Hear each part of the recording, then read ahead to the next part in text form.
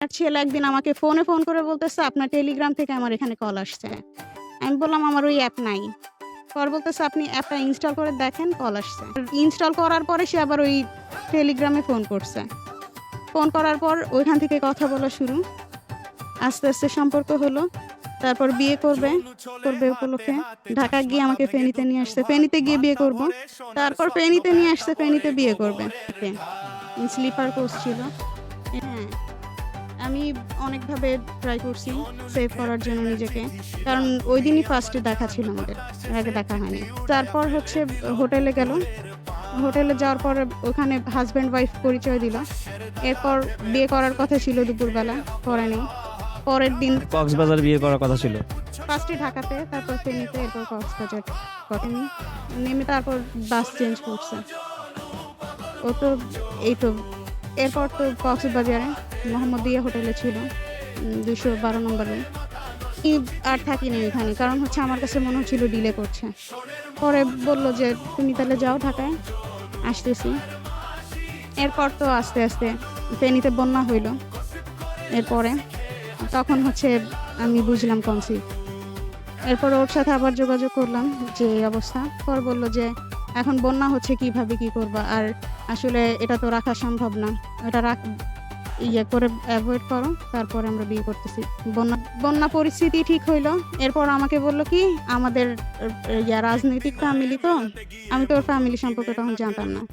বলতেছে যে আমাদের ফ্যামিলিতে সবাই আওয়ামী লীগ করতো, সবাই বাড়ি ছাড়া। আমরা কেউ ফেনীতে নাই, সবাই বাইরে। এরকম করতে অনেকদিন হচ্ছে ওর সাথে আমার দেখা যায় যে ও আমার সাথে কন্টিনিউ যোগাযোগ করতেছে না। এর মধ্যে তো অ্যাভয়েড হইল, ২ টা বাচ্চা ছিল। আমি ওর সাথে যোগাযোগ করার চেষ্টা করছি। এর মধ্যে ২৬ তারিখে আসছিলাম আমি, সেপ্টেম্বরের। আসছি, বললাম যে আমি ফেনীতে আসছি, তুমি আসো দেখা করো। আমি যে ওকে বাচ্চা দিতে আসছিলাম ওটা ওকে বলিনি। ও বলছে, "আমি ফেনীতে নেই, আমি কাপ্তাই।"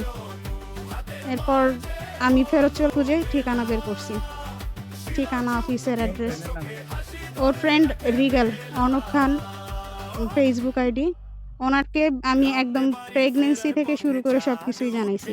উনি ফেসবুক আইডি ঘেটে একদিন হচ্ছে দেখলাম যে খিলপাড়া হচ্ছে ওর, মানে কোনো একটা পোস্ট ছিল খিলপাড়া থেকে, বান্দরবন না কোথা থেকে, খাগড়াছড়ি থেকে এমনি চলে আসছে। পরে ওর চেয়ে স্যালারি আমার বেশি। পরে বললাম, "তোমার কয় টাকা আছে যে তুই কয় টাকা দিবি?"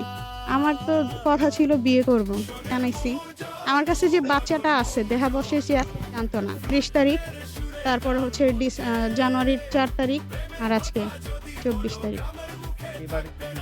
হ্যাঁ, এই বাড়িতে ২ বার। আর গতবার আসছেন যে এখানে এই বাড়িতে, মানে কি প্রতিশ্রুতিতে এখান থেকে গেলেন? ওর বাবা বলছে, "আমাকে বিশ্বাস না করলে আল্লাহর উপর তো ভরসা আছে। ১ সপ্তাহ সময় দাও।" আরো লোকজন ছিল, মহিলারা ছিল, ওনাদের সামনে বলছে, "১ সপ্তাহ পর যেভাবেই হোক আমি তোমাকে বউ করে নিয়ে আসবো।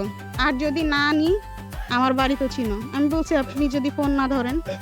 বলতেছে, "ফোন না ধরলে বাড়ি তো চিনো, বাড়িতে চলে আসবা। যেখান থেকে হোক আমি ওকে খুঁজে নিয়ে আসলে।" আমি বললাম, "আপনার ছেলে তখন আসলে তো বলবেন পালায় গেছে, আমি জানি না কোথায় আছে।" বলল, "ওকে যেখান থেকে হোক খুঁজে নিয়ে এসে তোমার সাথে বিয়ে দেওয়ার দায়িত্ব আমার।" এরপরে আর যোগাযোগ করেনি কেমন? না, আর যোগাযোগ হয় নাই। আমি ওনাকে কল করছি, উনি কল কেটে দিচ্ছে। কালকে পরশুদিন উনি বলল যে উনি কল রিসিভ করে নাই। আমার কাছে কল হিস্ট্রি আছে। উনি যে কল রিসিভ করছিল এটা আছে আমার কাছে।